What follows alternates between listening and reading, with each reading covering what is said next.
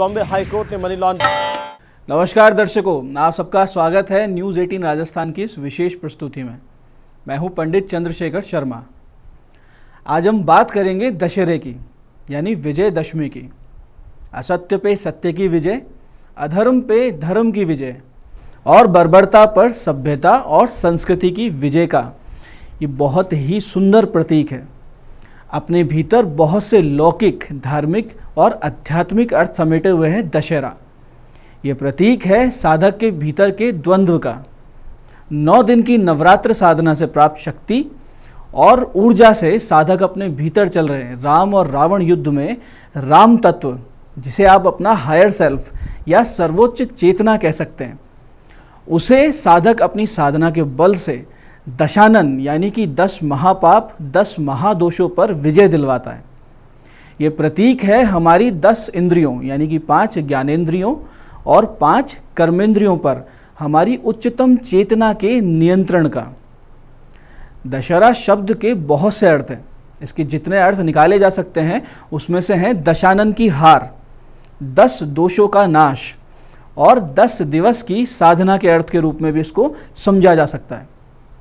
दर्शकों, रावण का पुतला जलाना हमारे अंतःकरण की नकारात्मकता को, या ये कहें कि ध्यान द्वारा, योगाग्नि द्वारा हमारे जो भीतर जो भी नेगेटिविटी है उसको जब साधक जला देता है, उसी के प्रतीक के स्वरूप में हम ये पुतला जलाते हैं।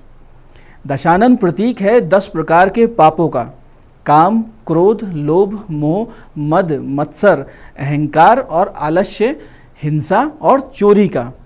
और राम प्रतीक है उच्चतम आदर्शों का, साधना की पराकाष्ठा का, मनुष्यत्व की सर्वोच्च स्थिति का। तो इस परम चेतना, इस परमात्म तत्व का उदय हमारे भीतर हो, इसी उद्देश्य का नाम है दशहरा। दर्शकों, पौराणिक रूप से इसी दिन भगवती दुर्गा ने महिषासुर का वध किया था और 9 दिन के चंडी पाठ के उपरांत दशमी के दिन ही भगवती ने भगवान श्री राम को रावण वध की शक्ति प्रदान की थी। और यही वो दिन है जिस दिन से महाभारत का युद्ध आरंभ हुआ था। दर्शकों, दशहरे को पूरे भारत में धूमधाम से मनाया जाता है। बहुत से प्रदेशों में, विशेषकर उत्तर भारत में 9 दिन की रामलीला का मंचन होता है और फिर 10वें दिन रावण वध और रावण दहन का उत्सव मनाया जाता है। परंतु बहुत से स्थान ऐसे भी हैं जहां रावण दहन नहीं किया जाता है, बल्कि रावण को पूजा जाता है, उसकी पूजा की जाती है। जैसे कि कर्नाटक के कोलारय, मध्य प्रदेश के मंदसौर, ऐसी राजस्थान के मंडोर, हिमाचल प्रदेश के भी कुछ स्थानों पर और आंध्र प्रदेश के काकीनाडा, ऐसी जगहों पर रावण दहन नहीं किया जाता है, इसकी पूजा की जाती है। ऐसे ही पूर्वी भारत के आसाम, बंगाल जैसे प्रांतों में ये पर्व दुर्गा पूजा को मनाने की एक परंपरा रही है। बंगाल में 5 दिवसीय और आसाम में 4 दिन का ये त्यौहार चला करता है। इसी प्रकार से कर्नाटक में मैसूर प्रांत का दशहरा विश्व में पूरी तरीके से प्रसिद्ध है और सजे हुए हाथियों के जुलूस और रोशनी से नहाए हुए मार्गों में इस उत्सव को बहुत ही भव्यता के साथ मनाया जाता है। महाराष्ट्र में इस दिन से विवाह, गृह प्रवेश या कुछ भी नया करने का मुहूर्त बहुत ही शुभ माना जाता है और विशेषकर माता सरस्वती की पूजा अर्चना इस दिन से की जाती है। इसी प्रकार से बस्तर जिले का दशहरा अपने आप में बहुत सी विशिष्टता समाये हुए है। बस्तर में इसको माता दंतेश्वरी की आराधना के पर्व के रूप में मनाया जाता है और ये पूरे 75 दिन चलने वाला पर्व है, जो कि श्रावणी अमावस्या से आरंभ होकर आश्विन मास की शुक्ल त्रयोदशी तक चलता है। दर्शकों, यही नहीं, दशहरे का पर्व भारत के अतिरिक्त थाईलैंड, मलेशिया, सिंगापुर, मॉरिशस और इंडोनेशिया में भी बहुत ही धूमधाम से मनाया जाता है। पड़ोसी देश नेपाल में इसे बुजुर्गों का सम्मान कर उनसे सीख लेने, उनसे आशीर्वाद प्राप्त करने का दिन माना जाता है। शास्त्र में लिखा है, आश्विनस्य शिते पक्षे दशम्याम तारकोदये सह कालो विजयोगे सर्व कार्यार्थ सिद्ध है। यानी कि आश्विन शुक्ल दशमी को सायंकाल में यानी शाम को तारा उदय होने के समय विजय काल रहता है और ये जो काल है ये सभी कार्यों को सिद्ध कर देता है। इसलिए भी इस दिन को विजयादशमी कहते हैं। ऐसा माना जाता है कि शत्रु पर विजय प्राप्त करने के लिए इस समय विजय काल में प्रस्थान करना चाहिए। इस दिन श्रवण नक्षत्र का योग इसे और भी शुभ बना जाता है। युद्ध करने का प्रसंग नहीं होने पर भी इस काल में राजाओं यानी कि जो महत्वपूर्ण पदों पर पदासीन लोग हैं, ऐसे लोगों को प्रतीकात्मक रूप से सीमा का उल्लंघन करना चाहिए। इस संबंध में प्राचीन काल में महाराष्ट्र और राजस्थान के योद्धाओं में सिलांगन और अहेरिया की परंपरा रही है।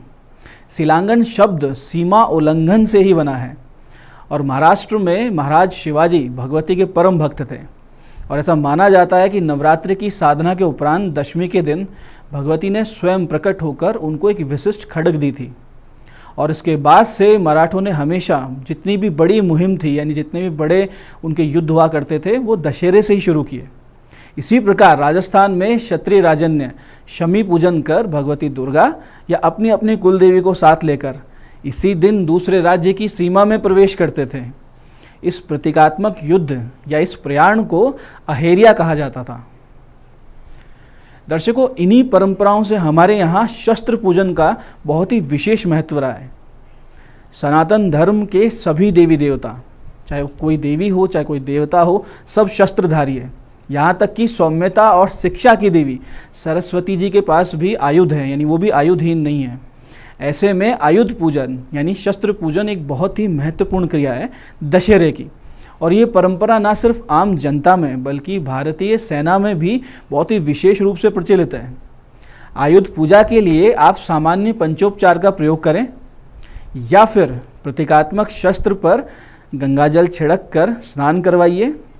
इसके बाद में शस्त्रों पर हल्दी और कुमकुम का तिलक लगाएं और फिर पुष्प अर्पित करें। और शस्त्र पूजा में शमी के पत्तों का बहुत महत्व है, तो शमी के पत्ते अर्पित करें शस्त्रों पर। तिलक करने के बाद में शमी के पत्ते आप उन पर अर्पित करें। उसके बाद में आप राम रक्षा स्तोत्र या महाकाली स्तोत्र या हनुमान जी का लांगुलास्त्र, वडवानल स्तोत्र या सुदर्शन स्तोत्र का पाठ करें, बहुत ही शुभ फल प्राप्त होता है। दर्शकों, आम जनता को प्रतीकात्मक शस्त्रों का पूजन करना चाहिए। ऐसे में आप देवी देवताओं के हाथों में जो शस्त्र है जो चित्र के अंदर, उनका पूजन भी कर सकते हैं। इसके अतिरिक्त आप अपने कार्य क्षेत्र के सहयोगी अस्त्रों यानी कि जो आप काम करते हैं, जैसे आपके लैपटॉप हैं, कंप्यूटर हैं, तराजू हैं या जिन मशीनों से आपकी आजीविका चलती है, यदि आप लेखक हैं तो आपका पेन, उनका भी पूजन विधिवत करें, क्योंकि ये भी आपका शस्त्र पूजन है। ये करने से आपको अपने अपने कार्य क्षेत्र में उल्लेखनीय लाभ मिलेगा, सफलताएं मिलेंगी। जैसे सेना, पुलिस से जुड़े लोग, जिम से जुड़े लोग, अखाड़े, मार्शल आर्ट्स वाले, ये सब व्यक्ति अपना शस्त्र पूजन करेंगे। ऐसे ही शिक्षा से जुड़े लोग, चाहे वो छात्र छात्राएं हों या अध्यापक हो, वो अपनी पुस्तकों को, अपने पेन वगैरह को इनकी पूजन करें। और व्यापारी गण अपने बही खातों का पूजन करें। ये हमारे शास्त्रों का विधान है, हमारी परंपरा है।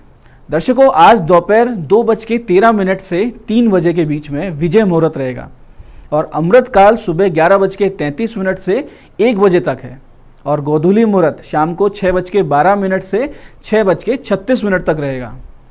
इस दशहरे पे 2 शुभ योग भी बन रहे हैं, जो कि रवि योग है, जो प्रातः 6:15 से शुरू हो जाएगा और रात को 9:15 तक रहेगा। और दूसरा योग है सुकर्मा, जो कि सुबह से शुरू होकर शाम को 8:20 तक रहेगा। ये दोनों योग इस दशहरे को बहुत ही विशेष और बहुत ही साधना संपन्न बना रहे हैं। दर्शकों, दशहरे के दिन शमी पूजन का बहुत विशेष महत्व है।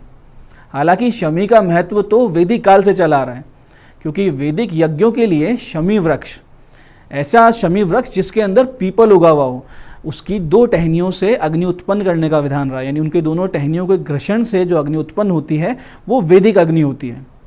परंतु 2 और कारणों से शमी को दशहरे के दिन पूजा जाने लगा।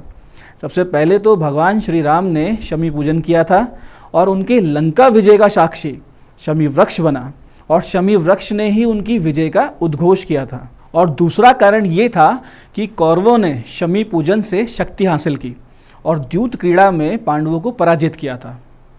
इस बात को जानकर कालांतर में भगवान श्री कृष्ण ने पांडवों को भी शमी पूजने का आदेश दिया। उनको भी कहा कि आप भी शमी पूजन करें और शक्ति एकत्रित करें।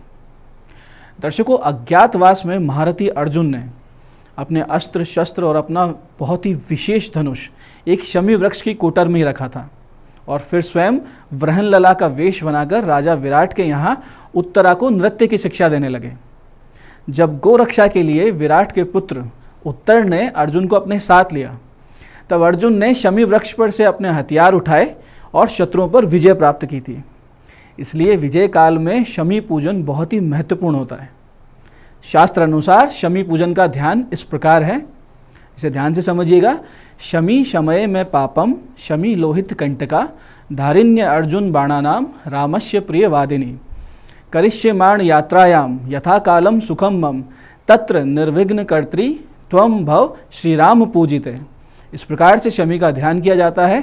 शमी पूजन के लिए सबसे पहले आप अपराह्न काल के शुभ मुहूर्त में घर के ईशान कोण यानी नॉर्थ ईस्ट यानी उत्तर पूर्व कोने में चंदन, कुमकुम या फिर पुष्पों से एक अष्टदल कमल का निर्माण करें और फिर हल्दी, कुमकुम, धूप, दीप ये सब चीज़ें अपने साथ लेकर शमी के वृक्ष के पास जाएं और इस संकल्प का जाप करते हुए शमी पूजन शुरू करें। संकल्प इस प्रकार से है कि मम क्षेम आरोग्यादि सिद्ध्यर्थम यात्रायाम विजय सिद्ध्यर्थम गणपति मातृका मार्ग देवता अपराजिता शमी पूजनानि करिष्ये। इस प्रकार से संकल्प लें। जल हाथ में लेकर जल को फिर शमी के वृक्ष के पास छोड़ें और धूप दीप जलाकर जड़ में थोड़ी सी मिट्टी और कुछ पत्ते आप अपने साथ घर ले आएं और मिट्टी को शुद्ध स्थान पर सुरक्षित रखें। ये मिट्टी घर की नकारात्मकता को पूरी तरीके से नष्ट कर देती है। कोई नेगेटिव एनर्जी है, कोई नज़र दोष है, इस मिट्टी के घर आने से नष्ट हो जाता है। इसके बाद में आप शमी के पत्तों के द्वारा देवी दुर्गा का पूजन करें और फिर उन पत्तों को पूजा स्थान में रखें और उनसे थोड़ी सी वो मिट्टी जो शमी वृक्ष की जड़ से आप लाए थे, साथ में थोड़े से अक्षत, कुमकुम, एक सिक्का और सुपारी रखकर उसके सामने अपराजिता स्तोत्र का पाठ करें। साथ ही माता दुर्गा को 10 फल और 10 पुष्प अर्पित करें। अपराजिता स्तोत्र के साथ साथ आप इस मंत्र का जाप भी करें तो बहुत ही विशिष्ट लाभ होगा। मंत्र इस प्रकार है, ओम अपराजिताय नमः, ओम अपराजिताय नमः। इसके साथ साथ भगवती की सहचर्यों जया और विजया का पंचोपचार से आज के दिन पूजन करें और फिर ये जो सारी सामग्री है इसको एक लाल वस्त्र में आप बांध लें और अपने पूजा स्थान में या तिजोरी में इसको रख दें। बहुत ही विशेष लाभ होगा, आर्थिक स्थिति बेहतर होगी और आपको आगे से आगे सफलताएं मिलेगी। इस पूजन के उपरांत आप एक नई झाड़ू खरीदें और फिर किसी मंदिर में चुपचाप गुप्त रूप से इसको दान के रूप में रख के आ जाएं। ऐसा अगर आप करते हैं तो आपके जीवन में कोई भी कष्ट आ रहे थे, कोई समस्याएं आ रही थी, उनका निवारण हो जाएगा। जीवन में सुकून, शांति, आनंद का अनुभव होगा। दर्शकों, इस दिन हनुमान जी के पूजन का बहुत ही विशेष महत्व है।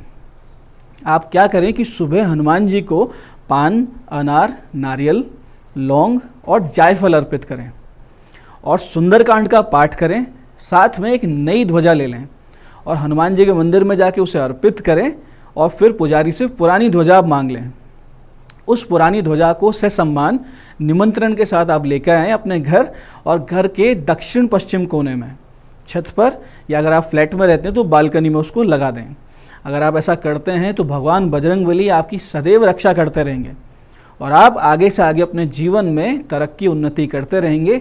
कोई रुकावट आपके जीवन में नहीं आएगी। हनुमान जी से संबंधित एक साधना भी आप कर सकते हैं और इस साधना को अगर आज आप संपन्न कर लेते हैं तो समझिए कि अमोघ सुरक्षा, धन धान्य और सफलता का आशीर्वाद आपको निश्चित रूप से मिल जाएगा। इस साधना को ध्यान से समझिएगा। इसके लिए आपको करना सिर्फ ये है कि आज आप शाम को गोधूली बेला में, यानी गोधूली बेला जब हो जाए तब उस वक्त से हनुमान जी का पंचोपचार का पूजन करें।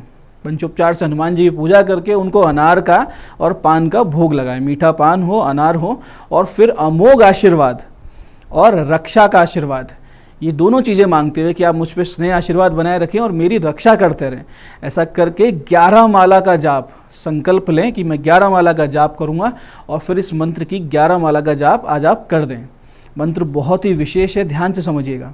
मंत्र इस प्रकार है, ओम ह्रीम मर्कटेश महोत्साह सर्वव्याधि विनाशनय शत्रुन संहार माम श्रिये दापय देहि में ह्रीम ओम। मंत्र को एक बार आप फिर से समझिए, बहुत ही विशेष मंत्र है। ओम ह्रीम मर्कटेश महोत्साह सर्वव्याधि विनाशनय शत्रुन संहार माम श्रिये दापय देहि में ह्रीम ओम। इसके बाद से नित्य एक माला आप सुबह सुबह इस मंत्र की करना शुरू कर दें। 90 दिन बीतेंगे तो आपको निश्चित रूप से हनुमान जी की प्रत्यक्ष कृपा का अनुभव होगा। इसमें कोई संदेह नहीं है। आगे से आगे आपके काम बनेंगे, आपसे कोई शत्रुता नहीं रखेगा, धन धान्य की प्राप्ति होगी, जीवन में उन्नति करेंगे, जहाँ जहाँ आप परेशान हो रहे थे उन परेशानियों का निवारण होगा। ऐसे ही दर्शकों, इस दिन नीलकंठ पक्षी को देखने का बहुत बड़ा महत्व है। मान्यता ये है कि भगवान श्री राम ने रावण का वध करने से पहले नीलकंठ को देखा था। ये नीलकंठ जो पक्षी होता है, ये शिव जी का रूप माना जाता है, क्योंकि भगवान शिव भी नीलकंठ है और ये पक्षी भी नीलकंठ है। अतः दशहरे के दिन इसे देखना बहुत ही शुभ होता है। दशहरे के दिन नीलकंठ दिख जाने पर आप अपने आंखें बंद करके भगवान शिव जी का ध्यान करें, नीलकंठ स्वरूप का, और उनसे आशीर्वाद देने की प्रार्थना करें। निश्चित रूप से बहुत सी समस्याओं का अंत हो जाता है और आपकी कोई बहुत विशेष, कोई बड़ी मनोकामना पूर्ण होती है, इसमें कोई संदेह नहीं है। ऐसे ही दर्शकों, अपराजिता यानी कि विष्णुक्रांता, इस पौधे का पूजन आज के दिन बहुत ही महत्वपूर्ण होता है। दशहरे के दिन अगर आप अपराजिता का पूजन कर लेते हैं तो जीवन में आप पराजित नहीं होते हैं।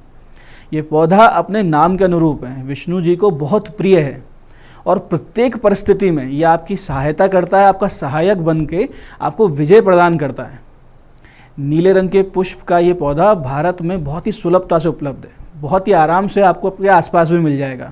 घरों में समृद्धि के लिए तुलसी जी की भांति इसकी नियमित सेवा करनी चाहिए, घर में इसको लगाना चाहिए। तो भगवान विष्णु जी की कृपा होती है और भगवती अपराजिता की भी आप पे विशेष कृपा होती है। दर्शकों, दशहरे पर जहाँ माता अपराजिता का पूजन जीवन में निरंतर विजय दिलवाता है, वहीं छात्रों को इस दिन से भगवती सरस्वती का और व्यापारिक वर्ग को माता लक्ष्मी का पूजन निश्चित रूप से करना चाहिए। बहुत बड़े लाभ होते हैं, बहुत ही शुभ और साधना के लिए बहुत ही सटीक दिन है ये।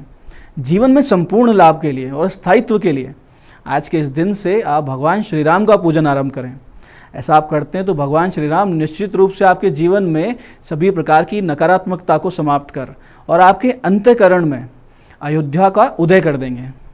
अयोध्या का अर्थ होता है जहाँ युद्ध नहीं होता हो, जहाँ द्वंद्व ना होता हो और जहाँ चिर शांति और दिव्यता विराजित हो, उसे अयोध्या कहते हैं। और ये ऐसा चित्त, ऐसा अंतःकरण भगवान श्री राम की कृपा से होता है। तो ऐसे अंतःकरण युक्त साधक के लिए इस लोक में, परलोक में सब कुछ सहज और बहुत ही सुलभ हो जाता है और प्रसन्नता और संतोष का भाव साधक के हृदय में चिरस्थायी हो जाया करता है। इसलिए आप सभी जितने भी जो भक्त हैं, जितने साधक हैं, जो सुधीजन हैं, तो इस दशहरे के दिन भगवान सीताराम जी की विशेष आराधना करें और उन्हें अपने चित्त में, अपने हृदय में उतारें। उनको अपने हृदय में जैसे हनुमान जी ने स्थान दिया था वैसे आप भी दें। और इस दशहरे से हम व्यक्तिगत रूप से, समाज के रूप में, एक राष्ट्र के रूप में, एक संस्कृति के रूप में एक प्रबल शक्ति बने। भगवती दुर्गा हमारी रक्षा करें, भगवान श्री राम हमें सही दिशा दिखाएं और हम आप दिव्यता की ओर अग्रसर हो। इस मंगल कामना के साथ आप सभी को ये दशहरा बहुत ही मंगलमय और शुभ हो, ये हमारी शुभकामना है। इस कार्यक्रम में बने रहने के लिए बहुत बहुत साधुवाद। जय आदिशक्ति।